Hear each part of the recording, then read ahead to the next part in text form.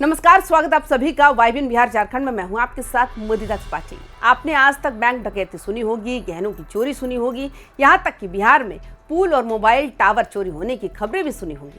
लेकिन क्या आपने कभी सुना है कि एक साथ 36 टॉयलेट चोरी हो गए? जी हाँ, आप सही सुन रहे हैं। 36 के 36 शौचालय जमीन निगल गई या आसमान खा गया, किसी को पता ही नहीं। हैरानी की बात यह है कि सरकारी फाइलों में ये टॉयलेट पूरी तरह बनकर तैयार थे, पैसे भी निकल चुके थे और अफसरों ने कसम भी खा ली थी कि काम हो गया। लेकिन जब जांच टीम उस गांव में पहुंची तो उनके होश ही उड़ गए। ना तो वहां टॉयलेट मिले, ना वो लोग मिले जिनके नाम पर ये टॉयलेट बने थे। आखिर ये 36 टॉयलेट कहां गायब हो गए? क्या ये चोरों का कोई नया जुगाड़ था या सरकारी बाबू की कलम का कमाल? सीतामढ़ी के सबसे अनोखे घोटाले की एक एक परत हम खोलेंगे, तो वीडियो के अंत तक जरूर बने रहिए। मामला सीतामढ़ी जिले के सुप्पी प्रखंड की मोहिनी मंडल पंचायत का है। यहाँ के सरकारी सेवकों ने एक ऐसी साजिश रची कि बड़े बड़े अपराधी भी शर्मा जाए। LSBA यानी लोहिया स्वच्छ बिहार अभियान के तहत इन्होंने कागज पर 36 शौचालय खड़े कर दिए। अधिकारियों ने कागजों में फोटो लगाई, एंट्री की और चुपचाप पूरी राशि की निकासी कर ली। यानी धरातल पर ईंट का एक टुकड़ा भी नहीं रखा गया, लेकिन सरकारी खजाने से लाखों रुपए गोल कर दिए गए।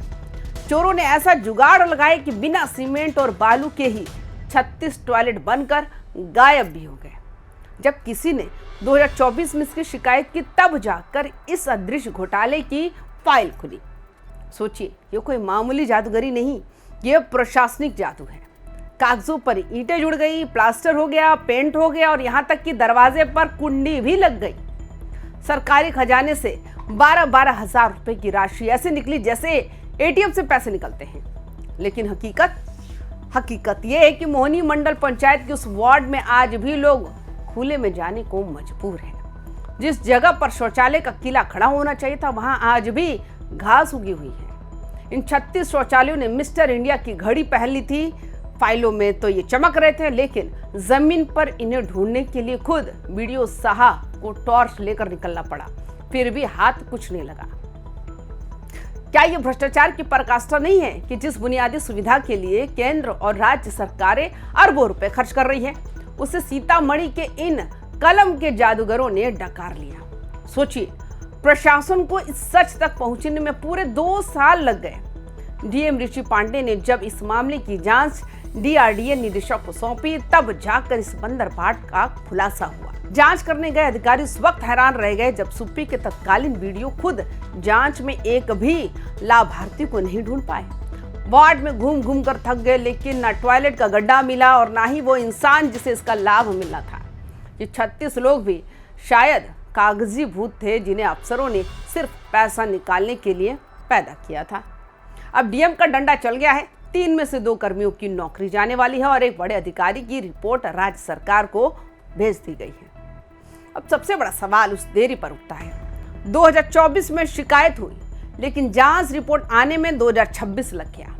आखिर इन 2 सालों तक ये फाइल किस अलमारी के नीचे दबी थी? क्या सुप्पी प्रखंड के इन अधिकारियों को किसी का संरक्षण प्राप्त था?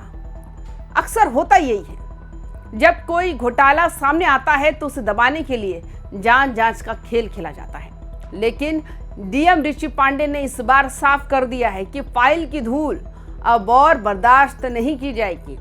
2 साल बाद ही सही, लेकिन जब सच बाहर आया तो पता चला कि ये सिर्फ पैसों की चोरी नहीं थी, ये उन 36 गरीब परिवारों के हक की चोरी थी, जिनका नाम इन जालसाजों ने सिर्फ कागजों पर इस्तेमाल किया। क्या उन 2 सालों में इन घोटालेबाजों ने सबूत मिटाने की कोशिश की थी? ये भी एक बड़ा सवाल है। इस खेल के पीछे 3 मुख्य चेहरे सामने आए। सुप्पी के तत्कालीन BDO, प्रखंड समन्वयक और कार्यपालक सहायक, इन तीनों ने मिलकर सरकारी फंड का ऐसा आपस में बंदरबाट किया कि गरीब जनता बस देखती की देखती रह गई। जांच रिपोर्ट में साफ कहा गया है कि इन 36 फर्जी लाभार्थियों से जुड़ा कोई भी दस्तावेज कार्यालय में मौजूद ही नहीं है। यानी ये पूरी तरह से एक ब्लैंक चेक जैसा था, जिसे इन अफसरों ने अपनी मर्जी से भरा और कैश करा लिया। अब DM पांडे ने आदेश दिया है कि इन तीनों से पूरी राशि की वसूली की जाएगी और इनके खिलाफ प्राथमिकी यानी FIR भी दर्ज होगी। जांच में जो सबसे मजेदार और डरावना खुलासा हुआ है, वो था भूतिया लाभार्थियों का। जब बीडीओ साहब खुद जांच करने गए तो उन्हें उन 36 लोगों का नामो निशान तक नहीं मिला जिनके नाम पर पैसे उठाए गए थे। ये लोग कौन थे? क्या ये वाकई उस गांव के रहने वाले थे या अधिकारियों ने अपने रिश्तेदारों और करीबियों के आधार कार्ड का इस्तेमाल करके ये फर्जीवाड़ा किया था? सीतामढ़ी के सुप्पी प्रखंड में कागजों पर एक समानांतर दुनिया बसा दी गई थी। एक ऐसी दुनिया जहां शौचालय भी थे और लोग भी थे, लेकिन असलियत में वहां सिर्फ भ्रष्टाचार का सन्नाटा था। कार्यपालक सहायक और प्रखंड समन्वयक ने मिलकर ऐसा नेटवर्क तैयार किया था कि असली गरीब को पता भी नहीं चला और उसके नाम पर सरकारी तिजोरी साफ भी कर दी गई। सीतामढ़ी जिला वैसे तो कई घोटालों के लिए चर्चा में रहा है, लेकिन टॉयलेट चोरी के इस मामले में भ्रष्टाचार की एक नई परिभाषा लिख दी है। डीएम ने सख्त लहजे में कहा है कि दोषी प्रखंड समन्वय और कार्यपालक सहायक को सेवा से मुक्त किया जाए। ये कार्रवाई उन सभी भ्रष्ट अधिकारियों के लिए एक सबक है जो सोचते हैं कि कागजों पर हेराफेरी करके वो बच निकलेंगे। लेकिन सवाल ये भी है, आखिर 2 साल तक ये मामला फाइलों में क्यों दबा रहा? क्या इसके पीछे कोई और बड़ा हाथ था? डीएम ने सिर्फ नौकरी छीनने का आदेश नहीं दिया, बल्कि नीलामवाद यानी वसूली की कार्रवाई भी शुरू कर दी है। बिहार की जनता का जो पैसा इन 3 चेहरों ने अपनी जेबों में भरा है, उसे ब्याज समेत वापस लिया जाएगा।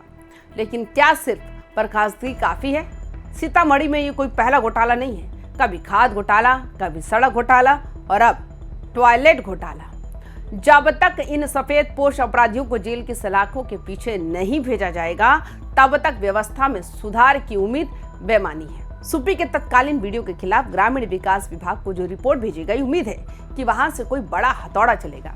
जनता देख रही है विकास के नाम पर विनाश करने वाली ये बाबू कब तक बच पाते हैं। दोस्तों, बिहार में कभी पुल चोरी हो जाता है, कभी रेल की पटरी और अब 36 टॉयलेट। आपको क्या लगता है, इस तरह के घोटाले के लिए सिर्फ छोटे कर्मचारी जिम्मेदार या सिस्टम की सड़न बहुत गहरी है? क्या इन अफसरों की बर्खास्तगी काफी है या इन्हें जेल की सलाखों के पीछे होना चाहिए? कमेंट्स में अपनी राय जरूर दें। सीतामढ़ी और बिहार की ऐसे ही अजीबोगरीब लेकिन सच्ची खबरों के लिए वाईबीएन बिहार झारखंड को सब्सक्राइब करें। मिलते हैं अगले वीडियो में, तब तक के लिए रखें अपना ख्याल। नमस्कार।